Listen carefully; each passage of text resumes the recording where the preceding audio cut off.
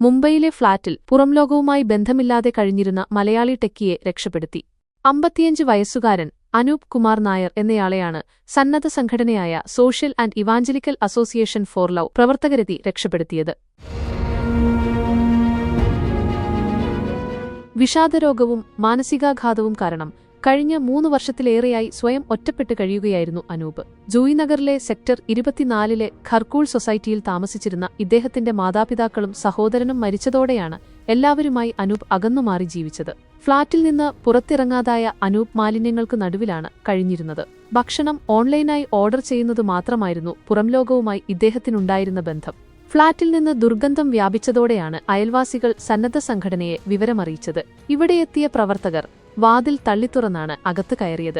അകത്ത് പ്രവേശിച്ചപ്പോൾ ഹൃദയം തകർക്കുന്ന കാഴ്ചയായിരുന്നു ഇവർ കണ്ടത്. മാലിന്യങ്ങൾക്കിടയിൽ ദുരിതപൂർണമായ അവസ്ഥയിലാണ് അനൂപിനെ കണ്ടെത്തിയത്. കാലിൽ ഗുരുതര അണുബാധയുമുണ്ട്. ഇവിടെ നിന്ന് അനൂപിനെ ആശ്രമത്തിലെത്തിച്ച ശേഷം സീൽ പ്രവർത്തകർ ചികിത്സയ്ക്കുള്ള സൗകര്യവും ഒരുക്കിയിട്ടുണ്ട്.